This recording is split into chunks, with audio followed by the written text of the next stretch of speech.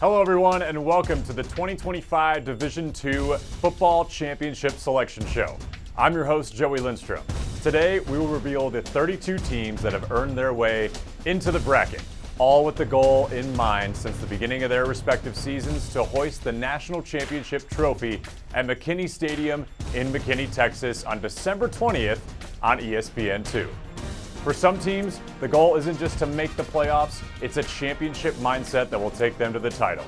And for Ferris State, they'll try to repeat as national champions for the first time since the Bulldogs did it back in 21 and 2022. The 32-team field consists of 16 automatic qualifiers and 8 at-large bids per super region. As a reminder, the D2 Football Committee will seed the final 4 teams following the completion of the quarterfinal games. We're fortunate to have Wayne Cavati joining us this evening, and Wayne, this year promises some new faces for the first time and some Division II dynasties. So as we learn who joins the bracket this year, this promises to be one of the best postseasons yet. Yeah, I agree, and I think a lot of it has to do with some of the rule changes at the beginning of the year with the automatic qualifiers, the super regional realignment, and obviously the bracket expansion to 32 teams. I think really, if you've been watching D2 football, it feels like the playoffs started 2 weeks ago because we've had already 2 great weeks of football that weren't even technically the playoffs. So I just can't wait for the bracket to get filled and start watching some real D2 football championship games happen. Well, you're absolutely right. The final 2 weeks felt like playoff-like atmospheres everywhere. So let's not waste any more time, not wait any longer. Let's get to the 2025 Division II football bracket. Here are the first round matchups from Super Region number 1.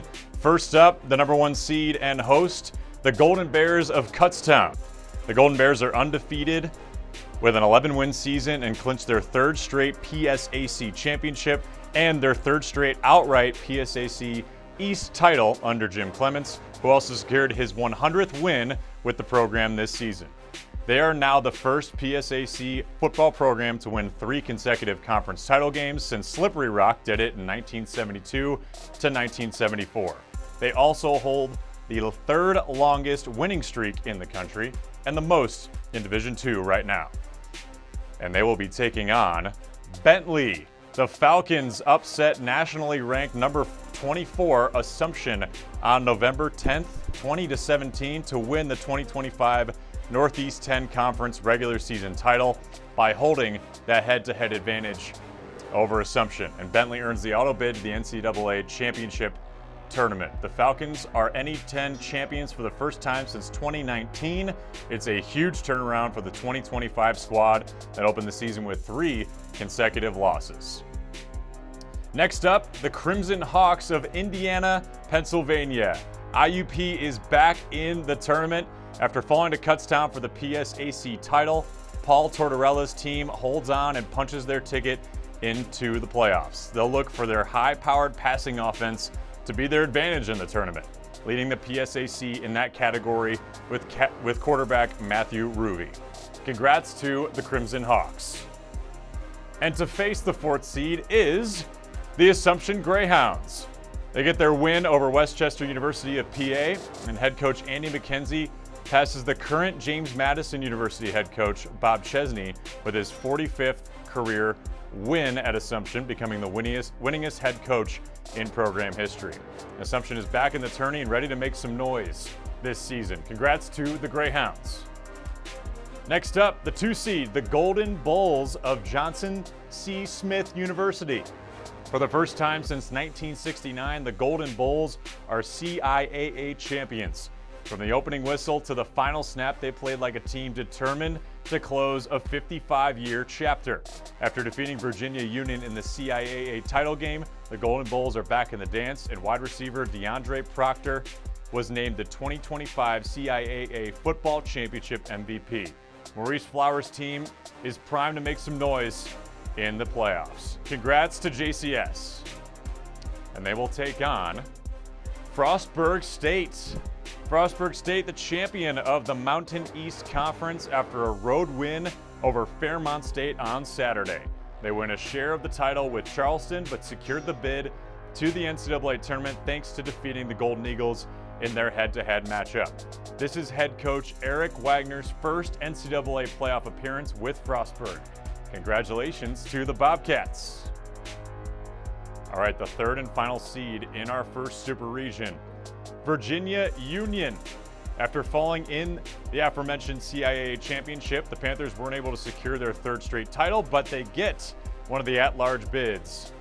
VUU totaled 238 yards on the ground in that title game, and running back Curtis Allen had 183 of them and 2 touchdowns.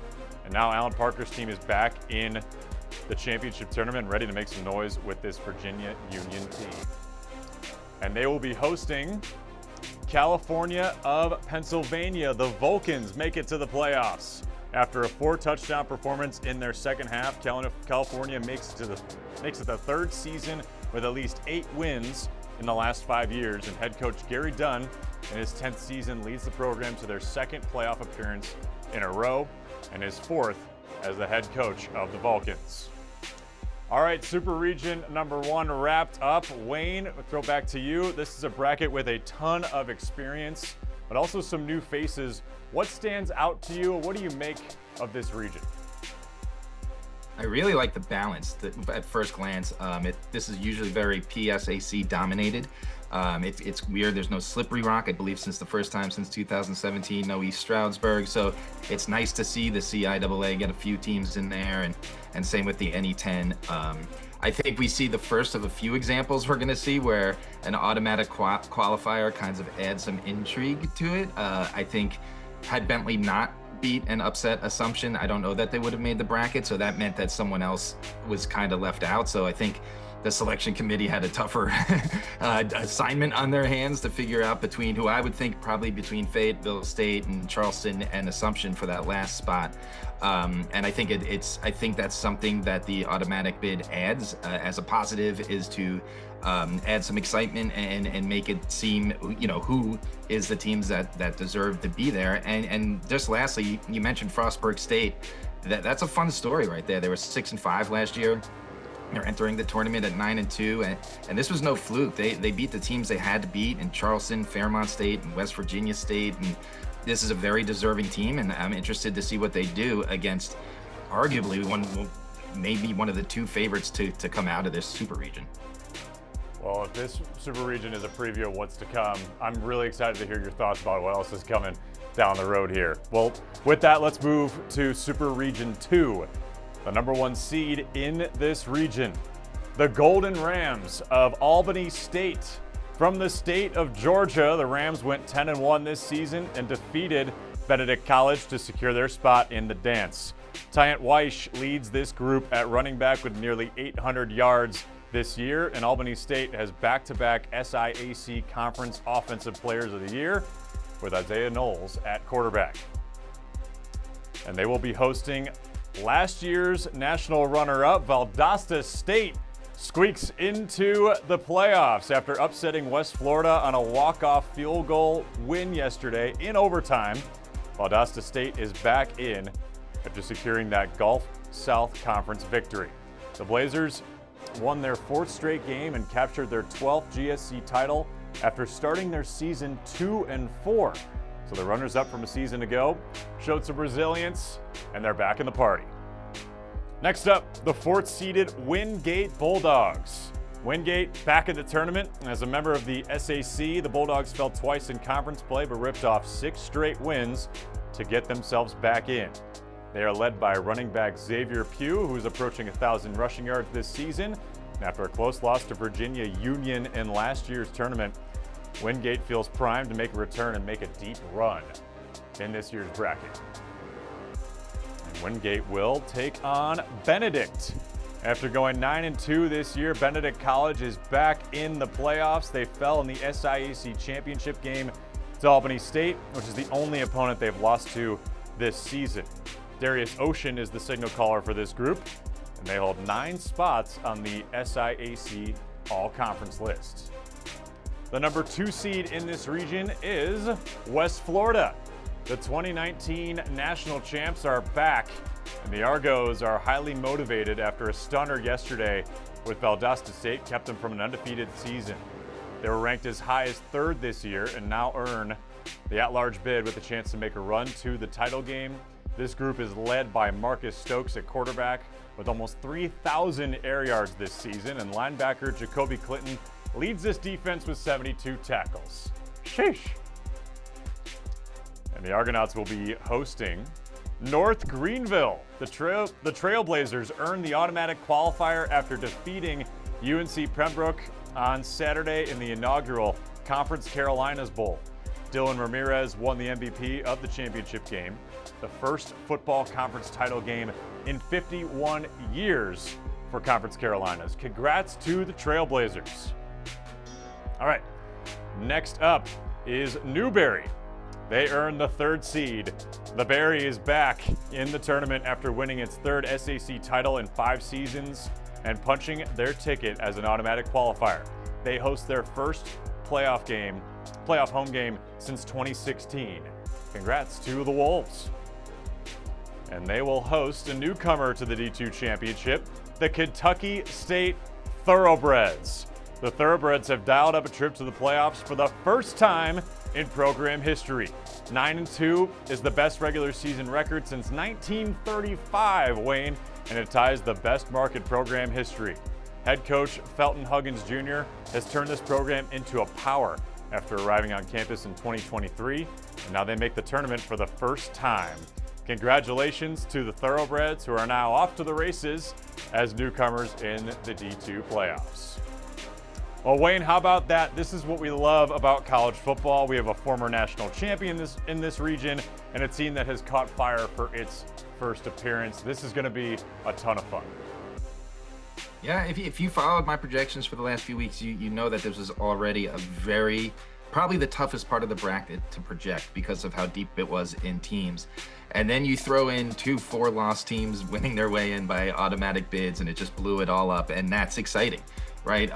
And I think that made Kentucky State one of those bubble teams, and they had to win that last game of the season for themselves, which they did. And you know, after Valdosta State and North Greenville won, the Thoroughbreds get in. I think it's an amazing feat for the SIAC to get those 3 teams in. They have a hard time getting 1 team in most of the time. So it's great to see that this new balance in the brackets and the extra teams is getting conferences, you know, that didn't have more opportunity. But we have to talk about what the Blazers are doing. You mentioned it. They were 2-4 4 weeks ago. It's not that they just won 4 games. They beat North Greenville, which you're seeing is right here in the bracket. They then went and beat nationally ranked West Alabama, which pretty much bumped West Alabama from the bracket. They did the same the next week to Delta State, who was nationally ranked. And then they went and they beat West Florida, which was undefeated at the time, by a field goal in overtime. This is a team with an entire new coaching staff. I think there was 1 starter returning from last year's national runners-up, and they took their time feeling their way, and they never lost confidence. They never lost faith in what they could do, and that makes them one of the most. They may be unseeded against that number 1 seed, but this makes them one of the most dangerous teams in this part of the bracket. I still think West Florida is a tough out in this part. I don't know that Valdosta State could beat them twice in the same season. I think Newberry is a great story. I believe they had 3 wins last year, and now they're 9-1 in one of the toughest, deepest conferences in D2. But you have to watch the Blazers. You know, ESPN didn't call them Title Town for nothing. And I think this is going to be a really surprising. I don't think it's going to be an easy part of the bracket to project, but I think it's going to make for great football. Oh, no doubt. And I would not want to be Albany State right now with a hot Valdosta State coming to town, just like you said. All right, well, let's move on to Super Region 3. And the number 1 seed in this region, I think everyone expected this one, the Ferris State Bulldogs, back in the dance and trying to repeat for the first time since 2021 and 2022. They're a perfect 11-0 on the season and GLIAC champions once again. They finished the year as the nation's top-ranked team in Division II. They're now winners of 25 in a row, and Tony Anise feels like this season was full of challenges, given that they lost 8 players to the transfer portal after winning the national title, including Trinidad Chambliss to Ole Miss. They make their 11th consecutive playoff appearance and hold the number 1 seed. And they will be hosting Northwood. For the first time since 2006, the Timberwolves punched their ticket to the playoffs. Northwood's 9 victories are the most for the football program since the 2005 season, when they ended with 10 wins for the second consecutive year.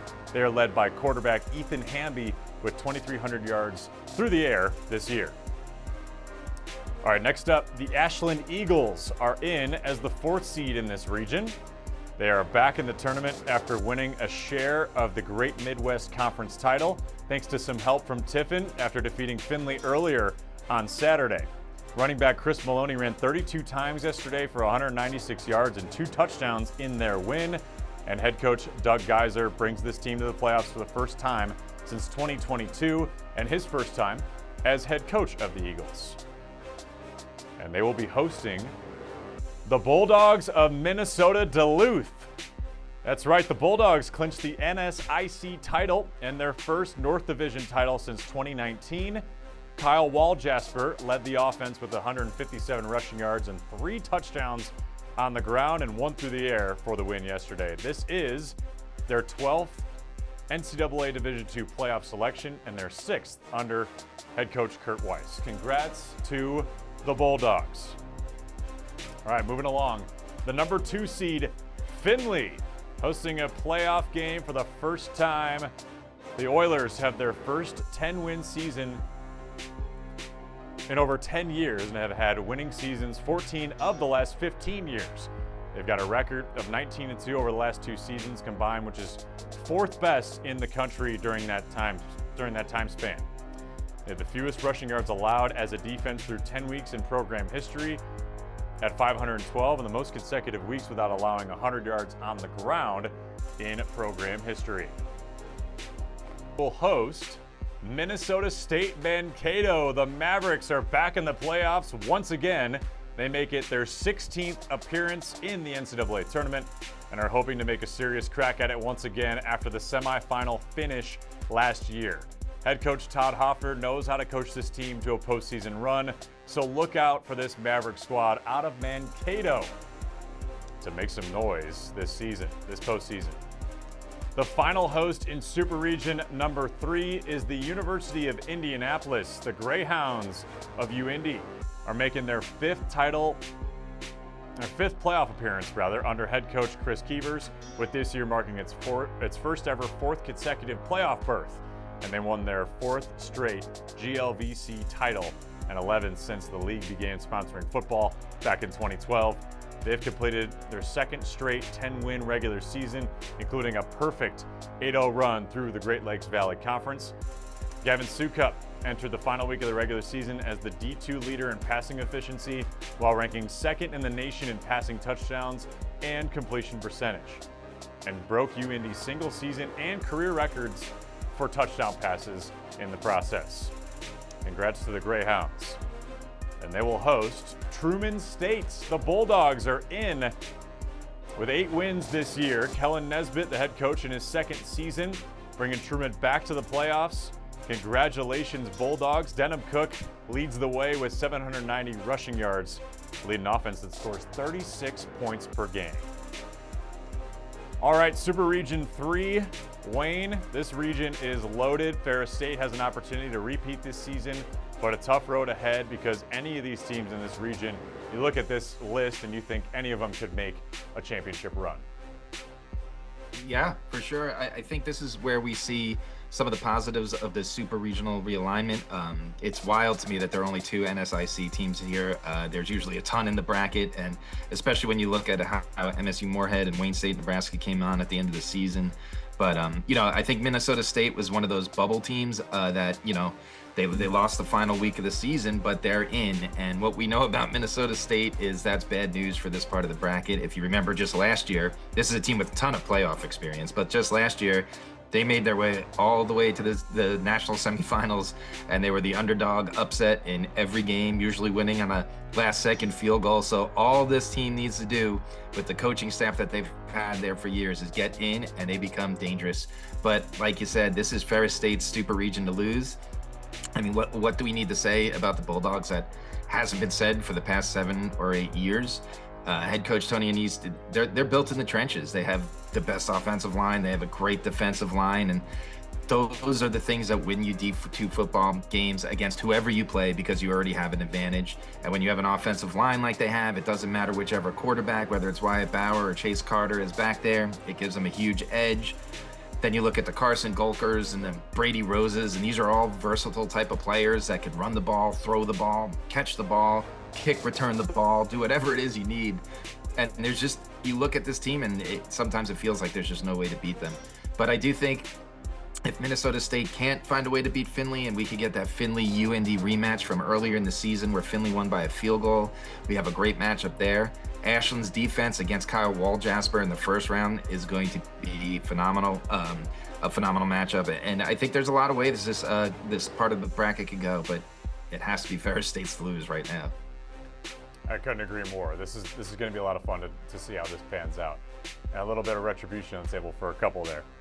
All right, the final super region. The number 1 seed here is Harding. The Great American Conference champions are dancing once again, and the undefeated Bisons enter the playoffs with vengeance on their mind after falling in the quarterfinals to Ferris State last year. They average a scorching 47 points per game and 460 yards of offense every time they set foot on the field, and running back Andrew Miller leads the GAC with 1,363 yards. Harding defeated Colorado School of Mines in 2023 for the national title under head coach Paul Simmons and are poised for another big playoff push. So congrats to the Bisons. And Harding will host longtime D2 mainstay Northwest Missouri State. Man, what a matchup in the first round. Northwest Missouri State carried a 9-game win streak into the MIAA title game, but they earned the bid after losing to Pittsburgh State yesterday. This potent rushing attack gets 243 per game, and they do it by committee with 3 different running backs, all at 540-plus rush yards this season. These are the 6-time national champs, and they will be hungry to get after it in the playoffs. So congratulations to the Bearcats.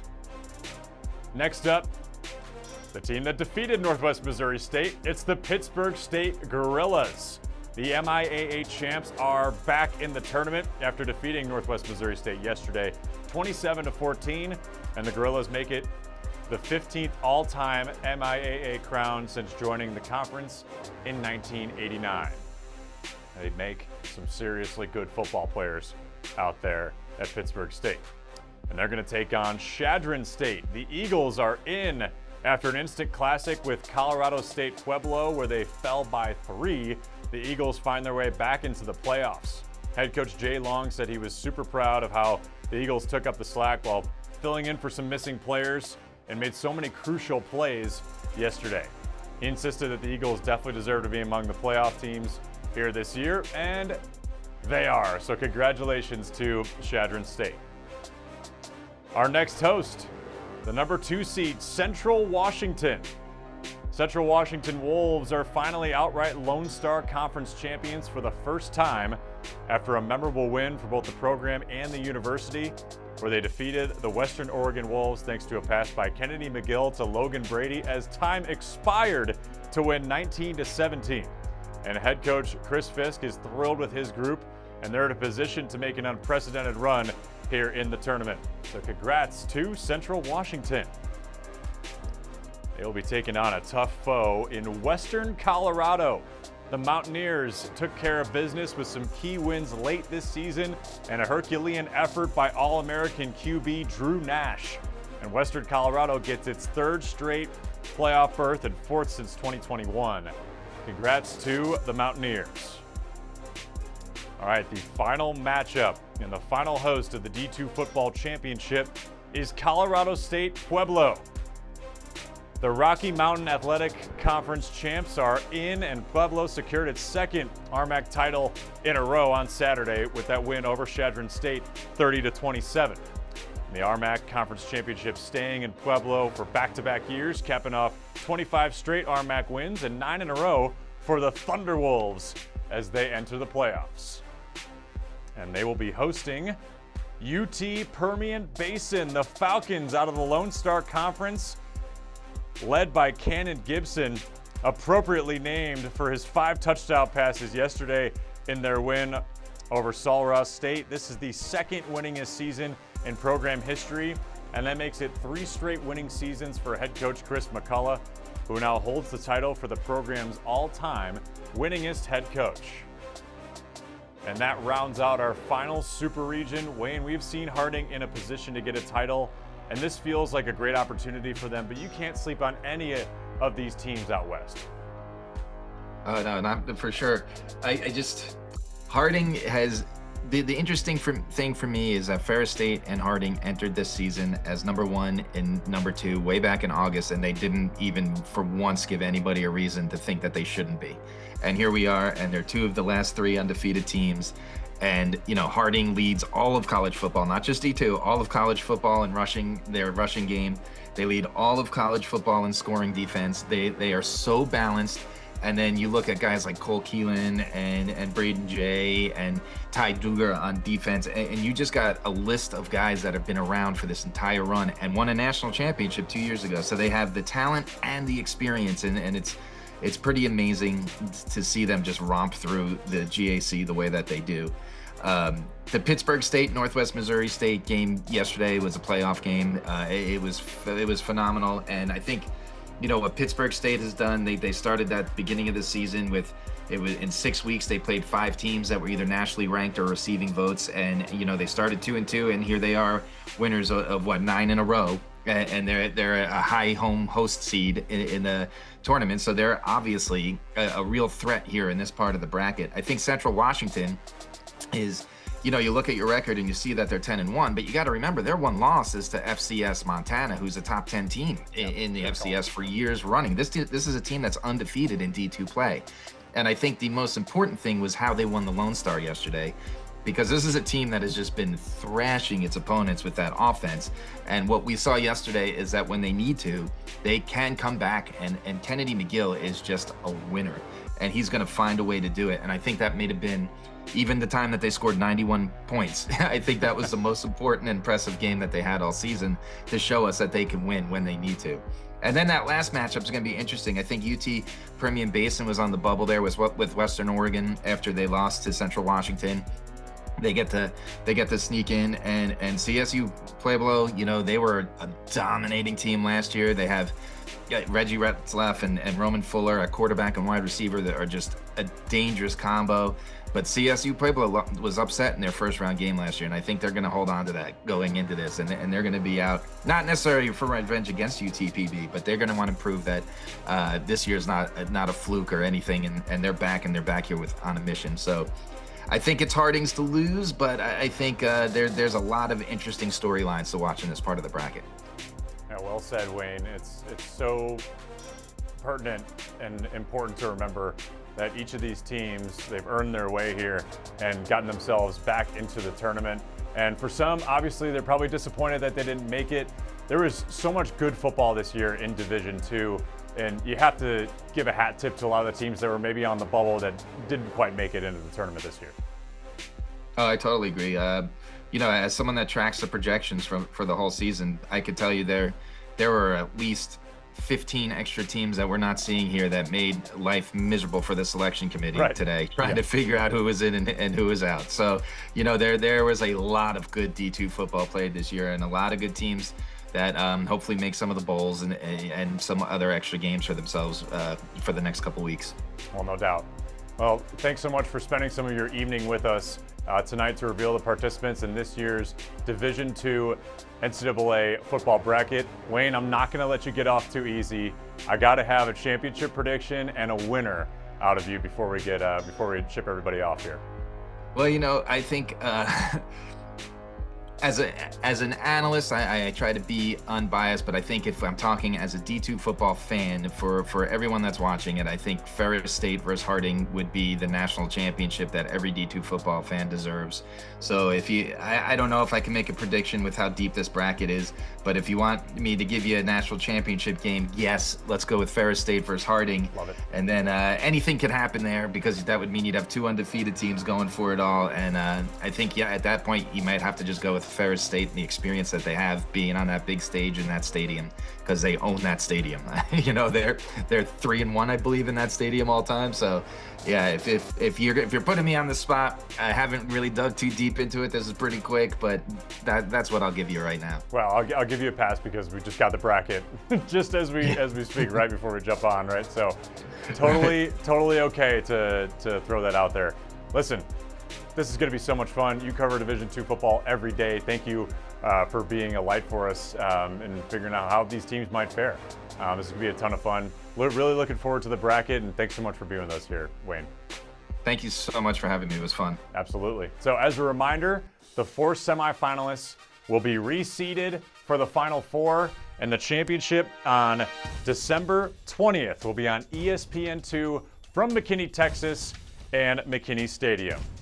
You can follow all the action on NCAA.com and local listings and streaming services. Thank you so much for joining us here tonight. For Wayne Cavati, I'm Joey Lindstrom saying so long. Good luck to all the teams in this year's bracket. This has been the NCAA Division II Football Championship Selection Show.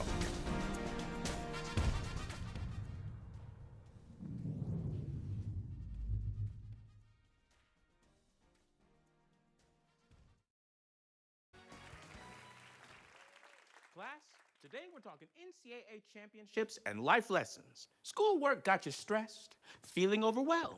Need a place to unleash a quick, hearty yell? Behold. Join thousands of screaming fans for a heart-pounding in-person experience you have to see to believe. NCAA championships. Attendance is encouraged. Passion is mandatory. Visit ncaa.com/tickets. Professor, who are you talking to?